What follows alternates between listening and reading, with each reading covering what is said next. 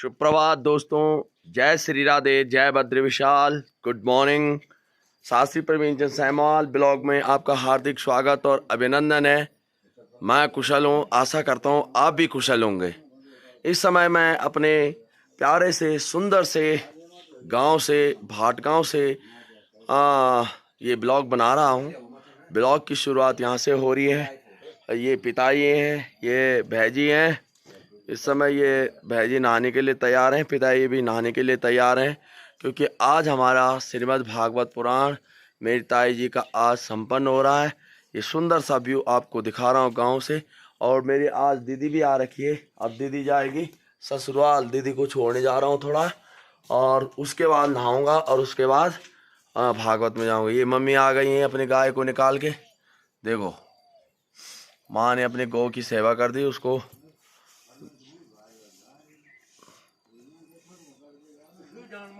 समस्त देश प्रदेश वासियों को, सभी बहनों को पावन पर्व रक्षाबंधन की हार्दिक शुभकामनाएं। ये मेरी बहन भी आज आ रखी है, ये मेरी मम्मी। ये देखो, ये देखो, क्योंकि दीदी मायके जा रही है, क्योंकि यहाँ से गाड़ी भी नहीं मिलती है, इसलिए जल्दी जल्दी में बांध रहे हैं। देखो भाई साहब, ये मिठाई खाई जा रही है, जबरदस्त। अरे वाह, रक्षाबंधन, बहुत बहुत शुभकामनाएं रक्षाबंधन की, इस पावन पर्व, पतित पावन पर्व की। जिनकी बहनें पास में होती हैं, बहुत ही सौभाग्यशाली होते हैं वो लोग। रक्षाबंधन का इस पावन पर्व साल भर के लिए रक्षा सूत्र बांधा जाता है। बड़ी ने भी आज हमसे रक्षाबंधन बंधवा दिया बहन से। और इस पावन पर्व पे हमारे श्रीमद् भागवत भी चल रहा है। ये जबरदस्त हो गया भाई, नोटों के वशात झमाझम। ले भाई, ये हो गए भाई। आज सप्तम दिवस यानी विराम दिवस की श्रीमद् भागवत कथा अपनी संपन्नता की और निर्विघ्नतया मेरी बड़ी जी का भागवत संपन्न होने जा रहा है। और मैं प्रार्थना करता हूँ कि सभी लोगों पर मेरी बड़ी जी की कृपा हम पर भी बनी रहे। और आज भागवत का सप्तम दिवस, विराम दिवस, पूर्णाहुति की ओर हम बढ़ रहे हैं। और मैं भी जा रहा हूँ खाल।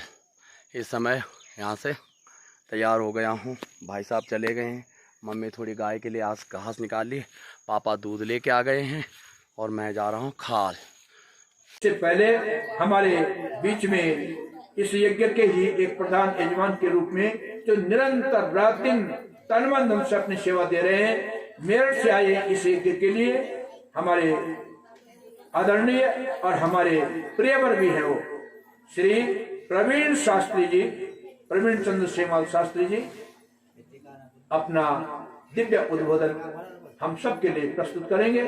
श्री प्रवीण चंद्र शास्त्री बोले सत्य सनातन धर्म की, श्री कृष्ण चंद्र भगवान की जय।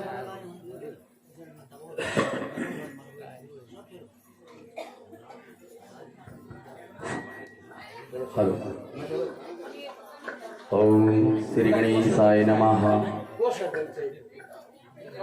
सर्वे भवन्तु सुखिनः, सर्वे सन्तु निरामया, सर्वे भद्राणि पश्यन्तु मा कश्चित् दुःखभाग् भवेत्। सर्वमंगल मांगल्ये शिवे सर्वार्थ साधके, शरण्ये त्र्यंबके गौरी नारायणी नमस्तुते। परम श्रद्धेय व्यासासनारूढ़ व्यासदेव की श्रीमद् भागवत महापुराण भद्रमंडल 33 कोटि आभारी देवी देवता आराध्य देव श्री चंद्रनाथ, माँ अखिल ब्रह्मांड नायिका, माँ जगत जननी, व्यासासनारूढ़ पर शुक्ल यजुर्वेद के मर्मज्ञ वेदज्ञ जी, मंडपाचार्य जी, हमारे पितरों की तृप्ति के खातिर यज्ञ मंत्रों की, वेद मंत्रों की आहुत करने वाले समस्त यागी की विप्र मंडली, सभी लोगों को मेरा सादर प्रणाम, वंदन और अभिनंदन। इस यज्ञ में आई हुई समस्त हमारी मातृशक्ति, भक्तिमयी माताओं, बंधु बांधवों और बाहर से आए हुए हमारे अतिथिगण, आगंतुक समस्त लोगों का मैं तहे दिल से हार्दिक अभिनंदन और स्वागत करता हूं। आपने इस दौड़ भाग की जिंदगी में अपना अमूल्य समय दिया, इसके लिए मैं आप सभी लोगों का तहे दिल से धन्यवाद करता हूं। मैं परम शक्ति आराध्या, अपने आराध्य इष्ट देवता से आपके उज्जवल मंगलमय भविष्य की कामना करता हूं कि आप दिन दुगनी रात चौगनी प्रगति करें। ईश्वर सदैव आपके परिवार में धन धान्य और समृद्धि की वृद्धि करें। पूज्य व्यास देव जी के मुखारविंद से आपने साप्ताहिक दिवस तक कथा श्रवण की। आज हमारा 6वां दिवस है। मेरा भी बड़ा परम सौभाग्य रहा है कि मैं 2 बार व्यास जी के मुखारविंद से श्रीमद् भागवत पुराण का रसपान किया है, लेकिन मेरा विशेष स्नेह और बड़ा प्रेम रहा कि मैं आज भी साप्ताहिक दिवस में आज 6वां दिवस तक मौजूद रहा। आचार्य जी का, पूज्य व्यास जी का आशीर्वाद मुझे प्राप्त हुआ है। मैं पूज्य व्यास जी का व्याख्यान तो नहीं कर सकता हूं। यदि मैं समुद्र की स्याही बना दूं और समुद्र सारे संसार के पत्तों की शाखाओं की मैं लेखनी भी बना दूंगा तो मैं व्यास जी का वर्णन नहीं कर सकता हूं। मेरी व्याकरण की शब्दावली में इतने शब्द नहीं है कि मैं आपकी कुछ व्याख्यान कर सकूं। मैं एक छोटा सा प्राणी हूँ, एक तुच्छ प्राणी हूँ, लेकिन आपकी कथा अमृत पान से मेरा समस्त परिवार, समस्त ग्राम पंचायत भाट गांव की समस्त वयोवृद्ध और मातृशक्ति, सभी माताएं, बहनें, बुजुर्ग, बांधव बांधव इस कथा के श्रवण सरोकार हुए। मैं आपका तहे दिल से धन्यवाद करता हूँ और हमें हमारे पितृगणों की स्वर्ग की प्राप्ति के लिए सभी लोगों ने आहुत किया है। मैं अपने पूज्य बड़ी जी का बड़ा प्रेम रहा है मुझसे भी। आज इस परिवार के बीच में जो अखंडता आप देखने को मिलती है, यहाँ एक प्रेरणा के स्रोत रही है। बड़ी जी ने पूरे परिवार को एक सूत्र में बांधने का कार्य किया है और मैं आगे भी अभिलाषी रहूंगा कि पूजा बड़ी जी का आशीर्वाद हम पर समस्त बना रहे। सुदूरवर्ती इस मौसम में लगभग बारिश का ऐसा मौसम रहा कि मार्ग बहुत अवरुद्ध रहे, लेकिन लगभग सकुशल हमारा कार्य विराम दिवस की ओर है, निर्विघ्नतया। इतनी बड़ी असीम कृपा मेरी बड़ी जी की हम पर रही है और मैं आगे भी अपने पितृ देवताओं से आह्वान करूंगा कि जरूर हम पर ये कृपा बनी रही। बड़ी जी के स्नेह से हम कितने बड़े हुए हैं। मेरा बड़ा भाई तो मेरी बड़ी जी के ही गोद में खेला और पला है। मैं जब हुआ होगा तो बड़ी जी के सानिध्य से थोड़ा दूर रहा, क्योंकि फिर परिवार में कोई और भी हो गया था। हमारी बहनें गाजियाबाद से आए, मेरे भाई तुनी की गोद में खेला। इसी परिवार के साथ मैं बड़ा हुआ और आज बड़ी जी का स्नेह मेरा तक पहुंचा। मैं तो एक तुच्छ प्राणी हूँ। बड़ी जी का आशीर्वाद मेरे पूरे परिवार पर बना रहे, इन्हीं आशाओं के साथ मैं भगवान से प्रार्थना करता हूँ कि जितने भी भक्तिमयी माताएं आई, कथा श्रवण पूज्य व्यास जी के मुखारविंद से की आपने। अधिक दृष्टिवेशन नहीं करूंगा, समय का अभाव है, लेकिन इतना जरूर कहूंगा कि चाहे आदमी ज्ञानवान हो, चाहे वो अनपढ़ रहे, लेकिन आत्मशुद्धि, आत्मज्ञान, आत्म तत्व का बोध आपको जरूर होना चाहिए। तभी हमारे वेद, पुराण, कथा और सभी शास्त्र सार्थक है। जब तक हमें आत्मचिंतन का बोध न हो, यदि हमें कर्म से ये कहते हैं कि मैं विद्वान हूं, तो वो गलत हो जाता है। क्योंकि सार्थक तभी होती है हमारी जिंदगी जब हमें उसे आत्मसत्ता करते हैं। जिस प्रकार से हमें ठंड लगती है और हम स्वेटर यानी जर्सी पहनते हैं, हम स्वेटर पहनना ना तान हमारी ठंड दूर हुए जाने तनी ये भागवत प्याणसी रस महा रस मुहुर मुहु। भागवत में आया पिबत भागवत रसमालयम। ये भागवत को रस करने पेड़ कटोरो छानी हमो तू भागवत करने पेड़ मुहुर मुहु शब्द आया, यानी बार बार पेड़ पर भी हमारी तृप्ति पूरी नहीं बनी। ज्ञान वेद व्यास जी ने 18 पुराणों का बाद श्रीमद् भागवत महापुराण की रचना करी, ताकि हमारी मानव जीवन से तृप्ति हो और हम ये जीवन का 84 लाख योनि का बाद हम ते मनुष्य योनि मिलती और ते मनुष्य खातिर हम तारण का वास्ता श्रीमद् भागवत पुराण ज्ञान यज्ञ की आयोजन करी कि हम ये मनुष्य से तारे जाला उतरी जोला पार चल जोला। कभी हमारा मन की निवेश शक्ति कोई कमी रह जाती, मेरा पूजा बड़ा भाइयों द्वारा, मेरी भाभियों द्वारा या हमारा भतीजा ये कार्य में अपनी सहभागिता छन निभाने लगा तो का द्वारा अगर हम हमारा द्वारा कोई मेरे परिवार द्वारा त्रुटि रह होगी तो मैं याजकी यजमान शरीफ समस्त परिवार द्वारा आप समस्त पुरोहित वर्गों से पूज्य व्यास जी से मंडपाचार्य से याचक छो क्षमा याचक छो कि कुछ न कुछ त्रुटियां रह जानी माना बस लेकिन कोई भी ये कार्य में त्रुटि का वास्ता मैं क्षमा चाहूं क्योंकि बोलन के दूषण को दूषित नजर आता है मुझे तो हर जगह गुलशन ही गुलशन नजर आता है जैसे भाई कमी नजर होना तो अगर बड़ो भंडारो भी कर देवा ना तो तैनवन ये दुनिया भर पैसे जनता जो भंडारो बनो ले तक उन्हें लूटी और तब जो भंडारो करने लगे और नहीं करता तो तैनवन की तक लिया नहीं पैसे छाती में लिया नहीं बोलते नहीं अगर कोलू तो तब ब्याह में लूटी के लिए तब ये भंडारा करने लगे और निकल दो तो बोलना है क्या कि छत्ती मल्याण तो है कहते खिनी करया आत्मसत्ता जो आप ज्ञान ची केवल ओम नमो भगवते वासुदेव को जाप भी कराला हम तभी तारण भेजा लो तो धन्यवाद सभी मातृशक्ति वयोवृद्ध और समस्त ग्राम पंचायत हाट गांव की मेरी मातृशक्ति मेरी जन्मभूमि की इज्जत का और दूर दराज से आई हुई मेरी दो ध्यानियों हमारा दामादों से भी मैं धन्यवाद कर दूं कि आप अपना बहुमूल्य समय ये भाग दौड़ की जिंदगी में मेरे परिवार में दिनी आपको आशीर्वाद आपको प्रेम सदा मैं बनी रहो आगामी भी मैं आपसे अभिलाषी रहूं कि ये प्रकार से अगर मेरा परिवार में कोई उत्सव बोलूं तो मैं आपसे आगामी भी उत्सव का रूप में आपका आशीर्वाद का रूप में जरूर आपसे अभिलाषी रहूं पूजा व्यास जी से भी धन्यवाद प्रणाम कर दूं आराध्य देव विष्णुचंद्र नाग का चरणों में भी प्रणाम कर दूं धन्यवाद अपना वाणी से विराम देनो बोले वृंदावन बिहारी लाल की तू ये हाथ जरा जोर से उठे व्यास दिन आपने भी अनुरोध करी कि हमारी आत्मशुद्धि पवित्र भेजानी अगर हम हाथ खड़ा करता बोला आराध्य देव श्री चंद्र नागराज भगवान की आवाज नहीं आई शायद आप बोले प्रेम नहीं करना फिर दोबारा से जयकारा क्योंकि भगवान तक पहुंचने का वास्ता जब तक हम जोर से नहीं बोलना हम भगवान तक नहीं पहुंच पाना बोले वृंदावन बिहारी लाल की बोले राधा रानी की श्रीमद् भागवत महापुराण की नमः पार्वती पतये हर हर महादेव सर्वे भवन्तु सुखिना सर्वे सन्तु निरामया सर्वे भद्राणि पश्यन्तु मा कश्चित् दुःख भाग् भवेत् पूज्य व्यास जी थे बहुत बहुत धन्यवाद बहुत बहुत धन्यवाद शास्त्री जी आपने बहुत सुंदर उद्बोधन दिया और हमारे पूरे श्रोताओं को महती कुल देवी यात्रा ये श्याम बहिर्नव वधु गिरिजा मुकया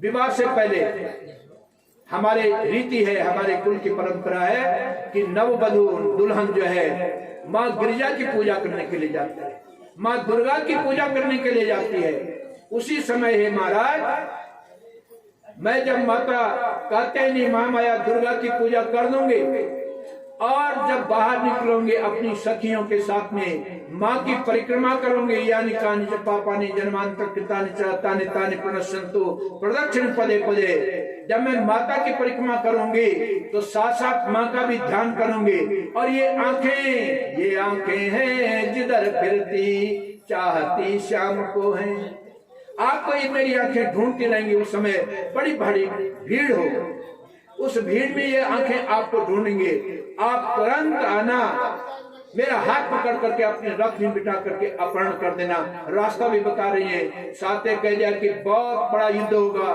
साधारण नहीं दोनों तरफ से जो है अस्त्र शस्त्र चलेंगे बड़े बड़े योद्धा आएंगे आपको ये पूरी तैयारी के साथ में आना है और अंत में कह दिया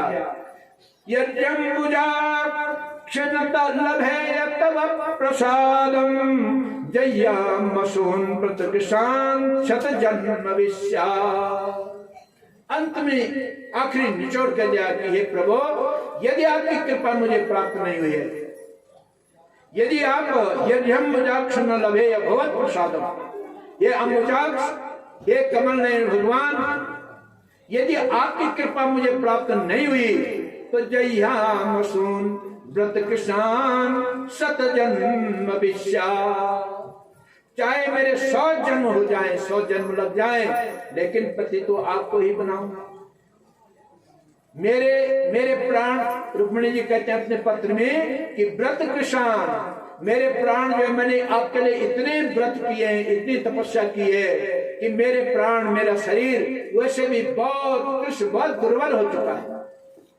और अगर आप मुझे प्राप्त नहीं हुए तो मुझको प्राणों को छोड़ने में ज्यादा टाइम नहीं लगेगा, ज्यादा दुख नहीं होगा, क्योंकि मेरा शरीर वैसे भी बहुत क्षीण हो चुका है। जय्याम सुन व्रत कृषाण, व्रत से बड़ा कृष हो गया मेरा शरीर। शत जन्म विश्या, चाहे 100 जन्म लग जाए मैं जन्म लूंगी, प्राणों को त्यागती रहूंगी, प्राणों को त्यागती रहूंगी, लेकिन पति आपको ही बनाऊंगी, पति परमेश्वर आप ही होंगे। बहुत सुंदर ये 7 श्लोकों की सज्जनों, भागवत जी में ना बहुत आनंद है, भगवान की कथा में आनंद है। इन 7 श्लोकों की महापुरुषों ने, विद्वानों ने अनेक रूपों में जो है भाष्य किया है, व्याख्याएं की है। ये पत्र पढ़ा, 7 श्लोक का मतलब ये, रुक्मिणी जी बहुत बुद्धिमान थी, उन्होंने 7 श्लोक लिख करके भगवान को संकेत दे दिया कि प्रभु मैंने तो ये 7 श्लोकों के 7 परिक्रमा, 7 फेरे आपके साथ में फेर दिए। ध्यान दें, मैत्री 7 पदीना, अगर हम 7 कदम किसी व्यक्ति के साथ में चलते हैं तो हमारा मित्र बन जाता है। रुक्मिणी जी ने भगवान को संकेत दिया कि इन 7 श्लोकों से मैंने आपको अपना परम परमेश्वर बना दिया है, मैं आपके साथ में 7 कदम चल चुकी हूँ, 7 फेरे में फेर चुकी हूँ, अब आपकी इच्छा है। जैसा ये श्लोक सुना, बड़ा भाव गंभीर, ये भावनाओं से भरा हुआ ये श्लोक जब सुना तो भगवान कृष्ण जो है गदगद हो गए। उन्होंने कहा जो मेरे लिए इतनी तड़प रही है, ब्राह्मण देवता से कहा कि ब्राह्मण देवता, मैं भी रुक्मिणी जी के गुणों के बारे में जानता, मैं भी चाहता था कि रुक्मिणी जी जैसी गृहिणी मुझे प्राप्त हो, लेकिन मैं भी अपने माँ बाप से अपनी भावना व्यक्त नहीं कर सका। एक मर्यादा होती, उसी मर्यादा से मैं भी चुप था। लेकिन अब जब ऐसी स्थिति है तो भगवान कृष्ण ने सीधे आदेश दिया, दारुक जो सारथी था उसने कहा रथ तैयार कीजिए, और सेनापति को आदेश दिया कि सेना तैयार कीजिए। उन्होंने कहा महाराज इतनी जल्दी? उन्होंने कहा नहीं, बहुत इमरजेंसी है, आपातकाल है, बिल्कुल समय नहीं है मेरे पास में बात करने का। सेना को, चतुरंगनी सेना को आगे बढ़ाइए। और भगवान कृष्ण ने दारुक को कहा मेरा रथ तैयार कीजिए। सीधे सज्जनों रथ पहुंच गया। ब्राह्मण देवता को भगवान ने कहा हे ब्राह्मण देवता आइए मेरे साथ रथ पे बैठिए। बलदाऊ भैया को नहीं कहा, उन्होंने कहा भैया तो उग्र स्वभाव के हैं, न मालूम जाते वहां कुछ गड़बड़ कर दे, इसलिए बलदाऊ भैया को नहीं कहा और सीधे रथ को आगे बढ़ाया। बाद में बलदाऊ भैया ने कहा कि भाई आज सेना कहाँ जा रही और कृष्ण कहाँ जा रहे रथ लेकर के, सेना की क्या जरूरत पड़ी, कहा कोई हमारी सीमा पे तो नहीं आ गया, कोई दुश्मन तो नहीं आ गया, क्या बात है? लोगों ने कहा महाराज द्वारिका नाथ जी गए हैं, ये पता नहीं क्यों गए हैं। बलराम भैया ने कहा कोई गड़बड़ अवश्य होगा, और सीधे अपनी रथ को लगा करके जो है कहा कि वायु वेग से आगे बढ़े। और जैसे आगे बढ़े कान्हा तक पहुंच गए। उन्होंने कहा कान्हा क्या बात है, आज क्यों इस प्रकार से, मुझे क्यों नहीं बताया गया? भगवान कृष्ण मुस्कुराते हैं। जब कान्हा से पूछा क्यों ये सेना तुम कहाँ भाग रहे हो, तो कान्हा ने चुपके से कहा भाई साहब शादी के लिए जा रहा। कान्हा, मैंने कहा ना कि भगवान कृष्ण का तो हर काम जो है नटखट में हुआ, तो भगवान कहते हैं अच्छा सारे काम के लिए मुझे कहता है, और आज जब शादी करने के लिए जा रहा है तो चुपके चुपके जा रहा है। बलराम जी ने अपना रथ लगा दिया। सज्जनों वहां गए और भगवान कृष्ण रुक्मिणी जी के माँ बाप से भी मिले। उन्होंने कहा हे राजन हम भी आए हैं यहाँ आपकी कन्या का विवाह महोत्सव देखने के लिए, हम भी आए हैं कि देखें राजा महाराजाओं की शादियां कैसे होती। बोले श्री कृष्णचंद्र भगवान की। इधर से भगवान रुक्मिणी जी का जो संदेशवाहक ब्राह्मण था वो सीधे रुक्मिणी जी के पास में जाते हैं और रुक्मिणी जी से कहते हैं कि हे देवी चिंता मत करो, भगवान कृष्ण जो है पुण्यपुरी में पहुंच चुके हैं। बहुत निहाल हो गई रुक्मिणी जी और अपने गले का जो नवलखा हार था उतार करके जो है ब्राह्मण के गले में डाल देती हैं। हे ब्राह्मण देवता मैं आपके ऋण से ऋणी नहीं हो सकती, आपने आज जो मेरे जीवन का एक महान काम किया है, जो आपने मेरा दुख दैन्य दूर किया है, मैं कभी आपके इस ऋण से ऋणी नहीं होंगी। ये मैं आपकी सेवा कर रही हूँ। ब्राह्मण देवता भी बहुत प्रसन्न हुए और इधर से सज्जनों संस्कार होते विवाह के, और रुक्मिणी जी जो है दूसरे दिन माता के चरणों में जाते हैं और माँ गिरिजा का ध्यान करते हैं। जय जय जय गिरी राज किशोरी, जय जय जय गिरी राज किशोरी, जय जय जय गिरी राज किशोरी, जय जय जय गिरिराज किशोरी, जय महेश मुख चंद्र चकोरी, जय महेश मुख चंद्र चकोरी, जय जय जय गिरी राज किशोरी, जय जय जय गिरी राज किशोरी, जय महेश मुख चंद्र चकोरी, जय महेश मुख चंद्र चकोरी, जय गजी बदन सदानंद माता, जय गज बदन सदानंद माता, जय गजी बदन सदानंद माता, जय गज बदन सदानंद माता, दामिनी दमके रहे ज्योति गाता, दामिनी दमके रहे जगमाता, दामिनी दमकी रहे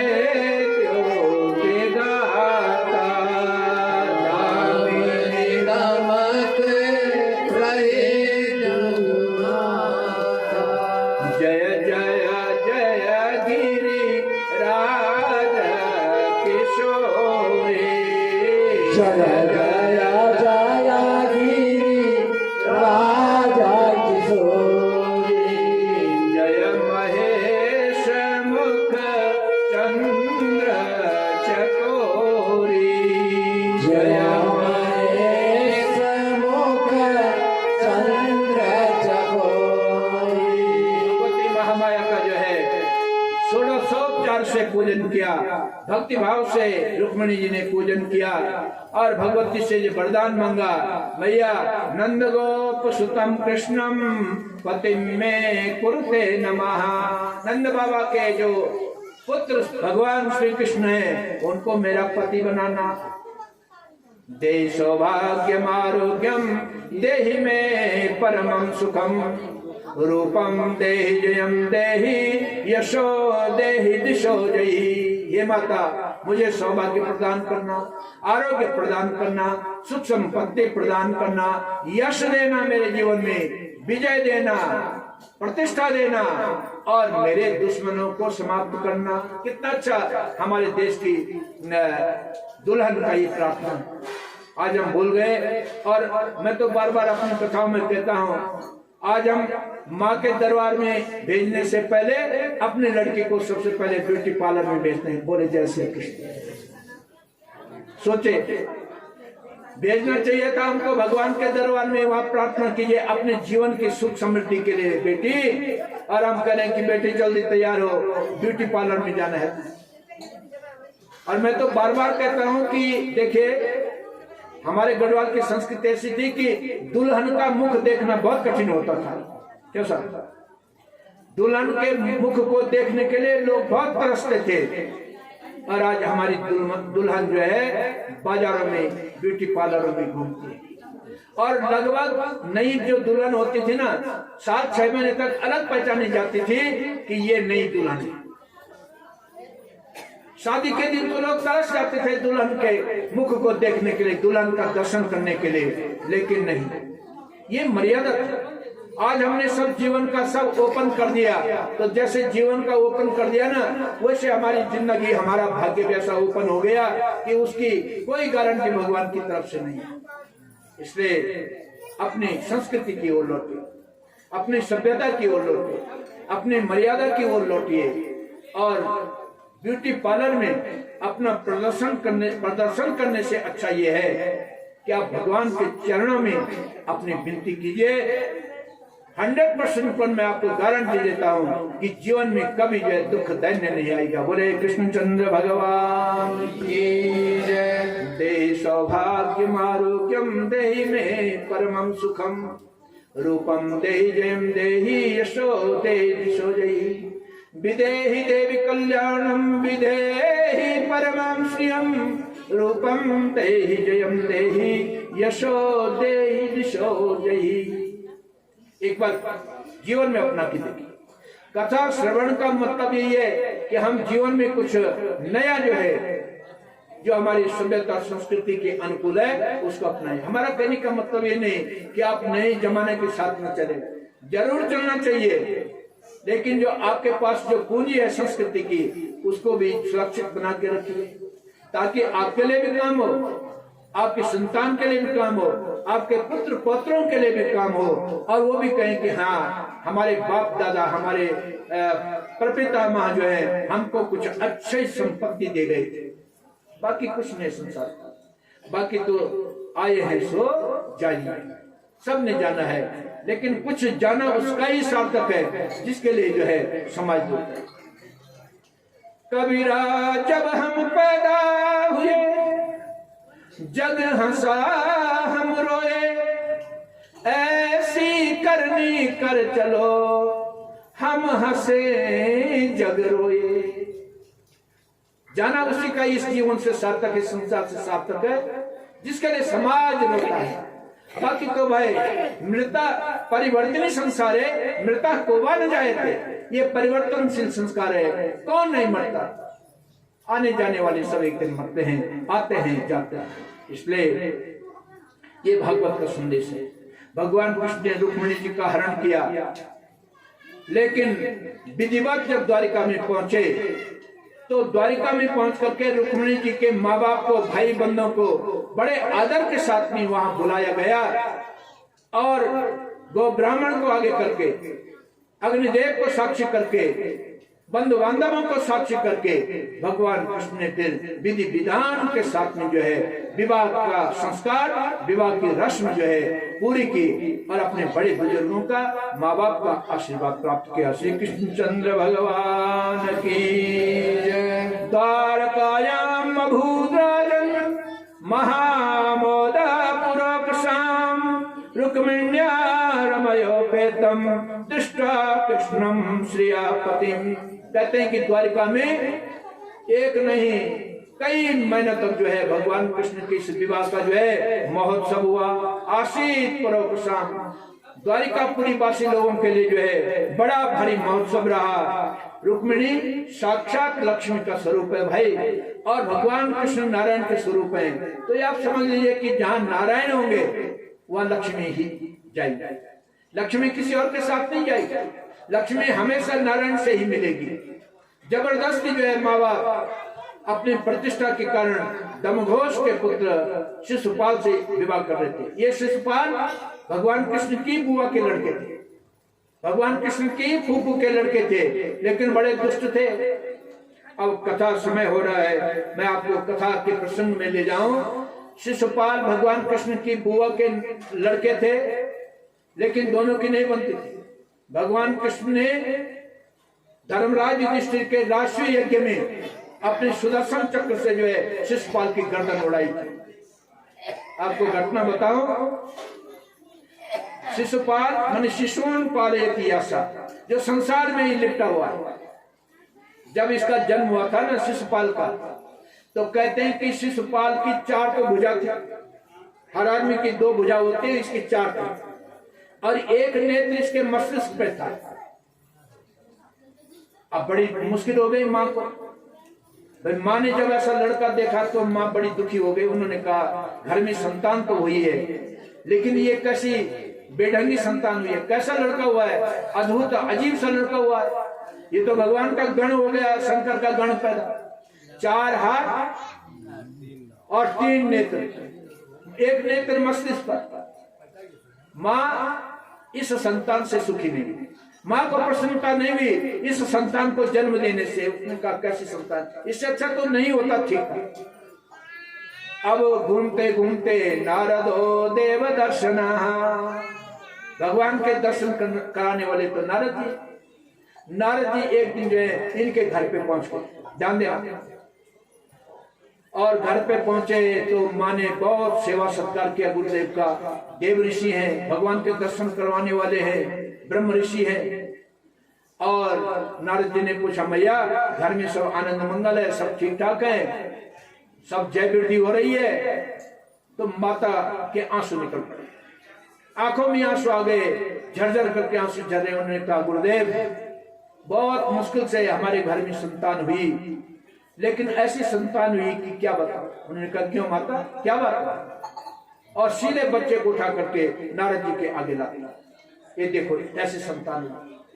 नारद जी ने कहा धैर्य धारण करो मत, ये कर्मों की गति है। अच्छी संतान के लिए भी तपस्या चाहिए।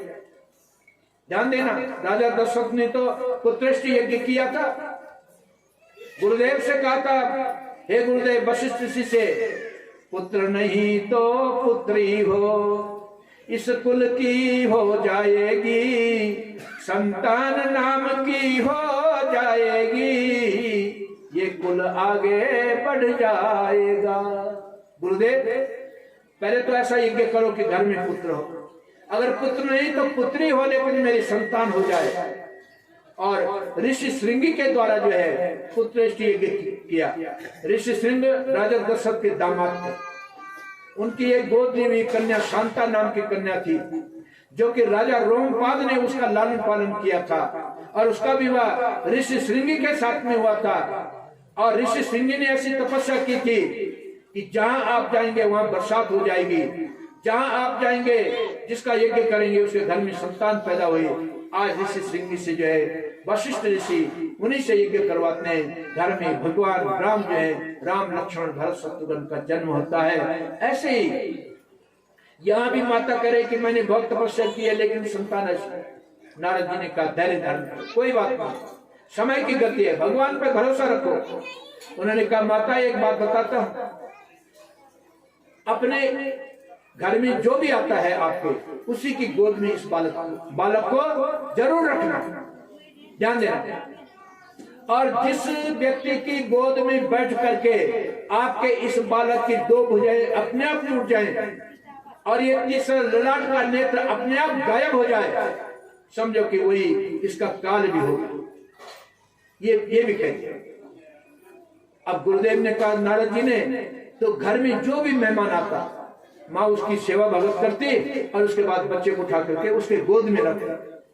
होते होते होते होते एक दिन भगवान कृष्ण भी चले गए बुआ जी को बधाई देने के लिए कि बुआ जी मैंने सुना है कि घर में भैया ने जन्म लिया है, बधाई है, मैं भी बधाई देने के लिए आया हूँ। उन्होंने कहा ठीक है, आओ कान्हा, धन्यवाद। कान्हा की आओ भगत की, सब कुछ किया। कान्हा की गोद में जैसे ही माता ने जो है अपने बच्चे को रखा, तुरंत बच्चे के 2 हाथ टूट गए और जो ललाट का नेत्र था वो नेत्र गायब हो गया, वो भी समाप्त हो गया। ओहो, माता ने कहा कि ये तो अपना ही निकला। नारद जी ने कहा था कि वही इसका काल भी होगा। तो उस समय शिशुपाल की मां ने भगवान से विनती की थी, ये कृष्ण तुम मेरे बच्चे को नहीं मारेगा। भगवान ने कहा बुआ जी ऐसा नहीं हो सकता, मैंने न्याय के लिए जन्म लिया। अगर आपका बच्चा उदंड निकलेगा, समाज के लिए घातक निकलेगा, समाज के लिए अहितकर निकलेगा, तो मुझे आपका बच्चा मारना पड़ेगा। ये भगवान का न्याय है। भगवान ने तो लास्ट में अपना यदुवंश भी नहीं छोड़ा। भगवान ने सबको ठिकाने लगाया यदुवंश को। जब वो यदुवंश के लोग उदंड हो गए थे, भगवान ने कहा मुझे ये पसंद नहीं है, सारे यदुवंश को भगवान ने जो है समाप्त किया। भगवान ने कहा बुआ जी ऐसा नहीं होगा, अगर ये लड़का समाज के लिए घातक सिद्ध होगा, आतंकवादी बनेगा, उग्रवादी बनेगा, अत्याचारी होगा, पापाचारी होगा, व्यभिचारी होगा, तो मुझे इसको मारना पड़ेगा। तो माता ने कहा कि चलो कोई बात नहीं, लेकिन एक वचन दो मुझको।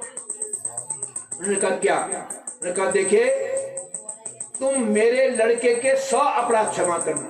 अब माता ने तो कहा था कि भाई इंसान होगा तो 100 अपराध क्यों करेगा मेरा बालक, इसलिए शिथिलता लाई। आपके बच्चे, मेरे बच्चे के 100 अपराध क्षमा करना। भगवान ने कहा हाँ ये मैं कर सकता हूं, लेकिन ध्यान रखना अगर 100 से ऊपर जैसे 101 होगा वैसे ये समाप्त हो। सही से सतमागांसी, बुआ जी मैं आपके बच्चे के 100 अपराध क्षमा करूंगा, लेकिन 101 नहीं, आगे नहीं करूंगा। माता ने सोचा कि आखिरी इंसान है, 1 अपराध, 2 अपराध, 3 अपराध, ये 100 अपराध थोड़ी करेगा मेरा बच्चा। लेकिन माता को क्या पता कि ऐसा कुपुत्र होगा कि 100 से कई 100 आगे बढ़ेगा। और वही हुआ सज्जनों, जब धर्मराज युधिष्ठिर जो है राष्ट्रीय यज्ञ कर रहे थे, तो वहां बड़े बड़े भीष्म पितामह ऋषि मुनि थे। एक प्रश्न खड़ा हो गया कि भाई अग्र पूजा किसकी की जाए? सबसे पहले इस राष्ट्रीय यज्ञ में किसकी पूजा की जाए, किस महापुरुष की पूजा की जाए? तो किसी ने कहा कि भीष्म पितामह की करो, वही पितामह है, सबसे बुद्धिमान है, महान है, वीर है, यशस्वी है, तपस्वी है, मनस्वी है, नैष्ठिक ब्रह्मचारी है। किसी ने कहा ऋषि मुनियों की करो, किसी ने कहा। आखिर में भीष्म पितामह ने कहा कि हमारे बीच में परब्रह्म परमात्मा त्रिलोकी नारायण भगवान श्री कृष्ण है, इनको अग्र पूजा दी जाए, इनकी अग्र पूजा की जाए, हम सब लोग इनके पीछे हैं। तो धर्मराज तैयार हो गए, उन्होंने कहा ठीक है। और जैसे भगवान की पूजा होने लगी, अग्र पूजा, कि शिशुपाल खड़ा उठ गया। उन्होंने कहा ए सभ्य समाज के लोगों, ये क्या कर, अरे एक ग्वाल बाल की पूजा कर रहे? भीष्म पितामह, गुरु द्रोणाचार्य, बड़े बड़े कृपाचार्य, बड़े बड़े ऋषि मुनि यहाँ है, बड़े बड़े महाराजा यहाँ है, और इस ग्वाल बाल की पूजा कर रहे? जो चोर चोर के जिसने अपने जीवन बनाया है, कह रहा है कि इसने तो माखन तो चोरा ही, लेकिन लोगों के घर वाले भी चोरी इसने, मेरे साथ में भी इसने अन्याय किया। दूल्हा बन के गया था और खाली हाथ में वापस लौटा। उसने कहा ये संसार का सबसे बड़ा छली बली है, सबसे बड़ा जो है चोर है। और ऐसा करते करते इतनी गालियां जो है शिशुपाल ने भगवान कृष्ण को बकी बकी कि सज्जनों 100 से ऊपर चली गई। जैसे 100 से ऊपर गई, भगवान ने तुरंत अपने सुदर्शन चक्र को आदेश दिया और शिशुपाल की गर्दन दे धड़ से अलग हो गई। बोले कृष्ण चंद्र भगवान की जय। ये घटना है पुराणों के अंदर। जब आप पुराणों का गहन अध्ययन करें ना, तो अनेक ऐसी कथाएं भगवान से संबंधित मिलती हैं जो आज तक हम लोग भी नहीं जानते। 18 पुराण, 18 उपपुराण, फिर वेद वेदांत, इनका अनुशीलन करके अनेक प्रकार की ऐसी गुप्त कथाएं जिसका समाज में लोगों को पता ही नहीं। तो सज्जनों, भगवान श्री कृष्ण का विवाह होता है और विवाह में इनका आगे चल करके रुक्मिणी जी से प्रद्युम्न नाम के बेटे होते हैं। ये भी भगवान के अंश है। मैंने आपको परसों कथा में कहा था कि जिस प्रकार भगवान रामचंद्र, राम, लक्ष्मण, भरत, शत्रुघ्न इस चतुर्व्यूह के रूप में अवतार लिए थे, ऐसे भगवान कृष्ण भी, भगवान कृष्ण, भगवान बलराम, भगवान कृष्ण के पुत्र अनिरुद्ध और भगवान कृष्ण के पुत्र प्रद्युम्न और प्रद्युम्न के पुत्र अनिरुद्ध, ये चतुर्व्यूह है द्वापर युग का। भगवान कृष्ण के अवतार का प्रद्युम्न जी का जन्म हुआ और तुरंत शंबर ऋषि को कैसे पता चला, शंबर राक्षस को पता चला, दैत्य को, कि ये मेरा काल पैदा होगा। और तुरंत सूती ग्रह से, भगवान कृष्ण सब जानते हैं, उन्हीं की लीला है, चुपके से उठा करके समुद्र में डाल दिया।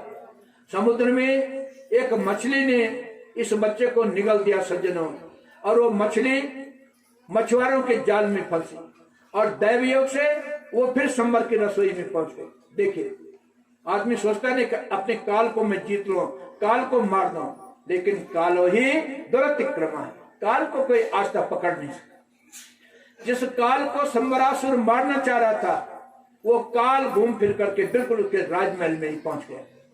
जब रसोइयों के पास वो मछली गई और रसोइयों ने उस मछली को काटा, उसका पेट, तो वहां से एक सर्वांग सुंदर दिव्य कनक प्रभा सोने की कली जैसा एक बालक जो पैदा होता है और तुरंत उसको लेकर के राजा के पास गए। राजा की बुद्धि भ्रमित हो गई। उन्होंने कहा, महाराज ये मछली के पेट से निकला, अगर उसके अंदर बुद्धि होती तो सोचता कि एक बालक को मैंने भी समुद्र में डाला था, कहीं वही तो नहीं है।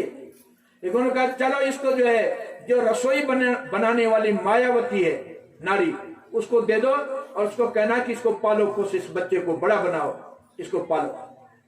अब देखे सज्जनों, मायावती कौन थी? मायावती पूर्व जन्म की कामदेव की पत्नी रति थी। और ये बच्चा जो आज उसके पास बच्चा बन करके आया है, मायावती संबरासुर की रसोई में रसोईया का काम कर रही है। और ये बच्चा उसी का पूर्व जन्म का पति कामदेव है, जो कि आज इस रूप से उसको मिला है। इसके पीछे की घटना, जब भगवान शंकर ने कामदेव को भस्म कर दिया था तपस्या से, शिव पुराण में बड़ी सुंदर कथा आती है, पार्वती के विवाह के समय की। भगवान शंकर तपस्या में थे, उनकी तपस्या भंग करनी थी, तो इंद्र ने कामदेव को भेजा। कामदेव ने भगवान की तपस्या भंग की, लेकिन भगवान की त्रिनेत्र से ज्वाला से वो कामदेव भस्म हो गया। तो कामदेव की पत्नी रति जो है विलाप करती है भगवान शंकर के सामने और कहते कि आपने तो मुझको जो है कहीं का नहीं छोड़ा भगवान।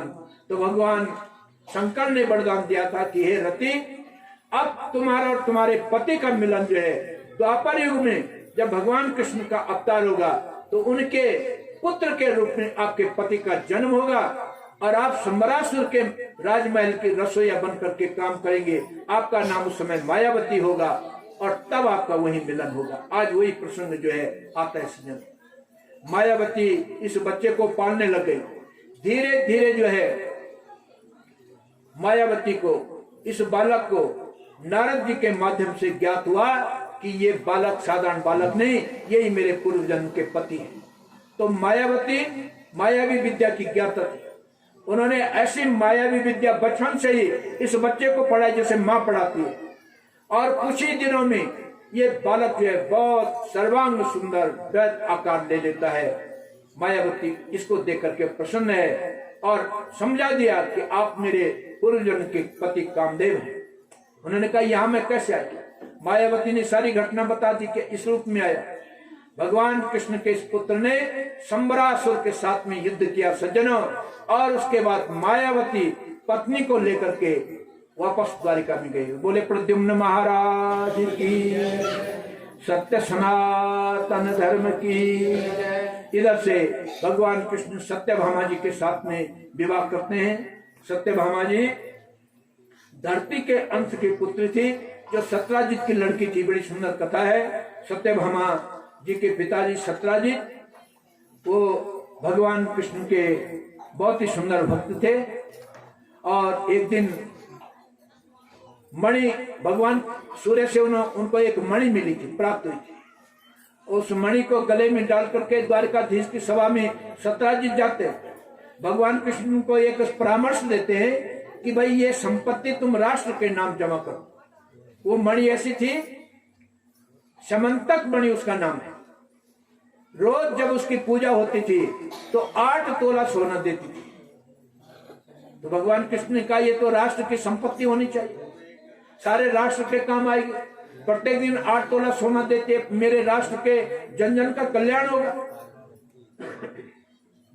लेकिन सत्याजित ने नहीं दिया। उन्होंने कहा, ये तो मेरी अपनी संपत्ति है। भगवान कृष्ण ने कहा, कोई बात नहीं, रख लो।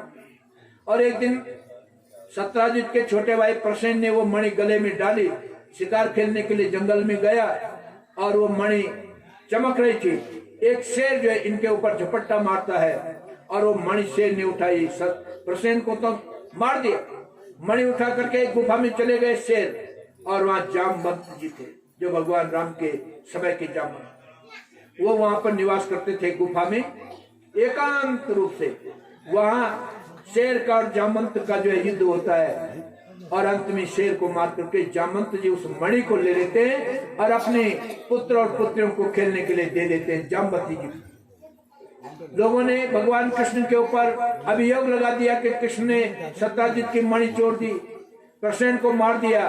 भगवान कृष्ण इसी अभियोग को दूर करने के लिए खोज में जाते हैं, यदुवंशियों को ले जाते हैं। 12 दिन तक उस गुफा में भगवान जाते हैं और भगवान कहते हैं कि तुम लोग मेरी प्रतीक्षा करो। 12 दिन तक यदुवंशी उस गुफा में रहते हैं, लेकिन जब वापस भगवान नहीं आते तो उन्होंने भी कहा कि अब वो भी बचा हुआ नहीं होगा। 12 दिन हो गए, उन्होंने गुफा को बंद किया, वापस आ गए।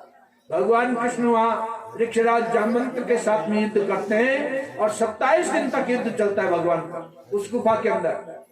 अंत में जामवंत जब परास्त हो जाता है तब वो पहचानता है कि ये मेरे भगवान राम है। बोले रामचंद्र भगवान।